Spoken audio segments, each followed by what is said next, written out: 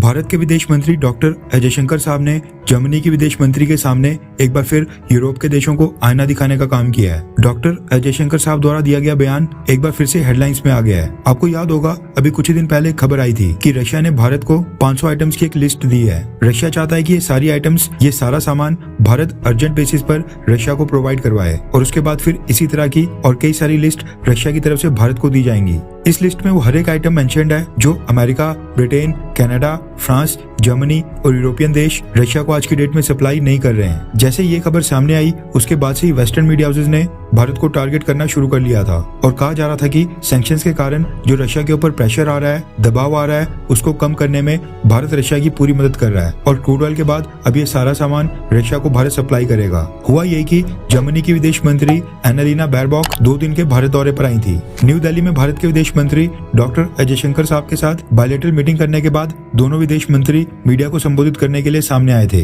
यानी दोनों ने मिलकर एक ज्वाइंट प्रेस कॉन्फ्रेंस की। हर बार की तरह मीडिया को संबोधित करने के बाद दोनों विदेश मंत्री मीडिया पर्सन्स के सवालों का जवाब दे रहे थे, जिस दौरान एक रिपोर्टर ने डॉक्टर एस जयशंकर साहब से सवाल में पूछा कि रशिया ने भारत को जो 500 आइटम्स की लिस्ट भेजी है उसके ऊपर भारत का क्या स्टैंड है और ये कैसे डिफरेंट है। इसके जवाब में भारत के विदेश मंत्री डॉक्टर एस जयशंकर साहब ने एक बार फिर बेहद बोल्ड अंदाज में जवाब दिया। जयशंकर साहब ने कहा कि अभी भी भारत और रशिया के बीच का जो ट्रेड है वो यूरोपियन यूनियन और रशिया के बीच के ट्रेड के मुकाबले में बेहद कम है। उन्होंने कहा कि रशिया के साथ ट्रेड को एक्सपैंड करने पर हम पिछले कई सालों से बातचीत कर रहे हैं। कई सालों से दोनों देश इसके ऊपर चर्चा कर रहे हैं। हम एक दूसरे के साथ ट्रेड का विस्तार कैसे करें, इस पर मंथन हो रहा है। हमारा रशिया के साथ ट्रेड बहुत ही स्मॉल लेवल पर है, जनरली 12 से 13 बिलियन डॉलर्स के आसपास है और अगर आप इसको यूरोपियन यूनियन के देशों के साथ कंपेयर करें तो यूरोप के अधिकतर देश रशिया के साथ भारत से कई गुना ज्यादा ट्रेड करते हैं। जयशंकर साहब ने आगे कहा कि ये जो भारत और रशिया के बीच ट्रेड बढ़ाने की डिस्कशंस चल रही हैं, ये 24 फरवरी के बाद शुरू नहीं हुई हैं। ऐसा नहीं है कि यूक्रेन युद्ध शुरू होने के बाद ही भारत रशिया के साथ ट्रेड में विस्तार कर रहा है, बल्कि ये चर्चा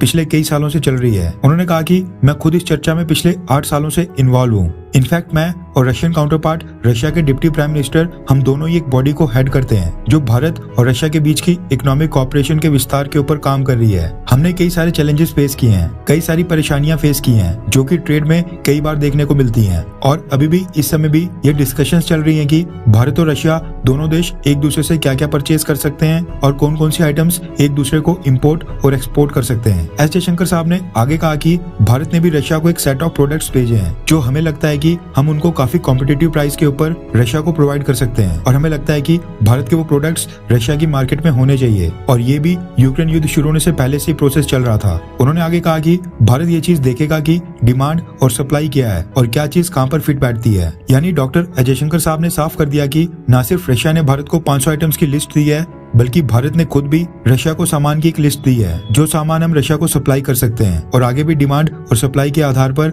भारत रशिया के साथ ट्रेड को बढ़ावा देते रहेगा और ये चीज यूक्रेन युद्ध से पहले भी करते आए थे और आगे भी करते रहेंगे। खैर, भारत के विदेश मंत्री के रूप में डॉक्टर एस जयशंकर साहब को आप 10 में से कितने नंबर देंगे, नीचे कमेंट करके बताएं।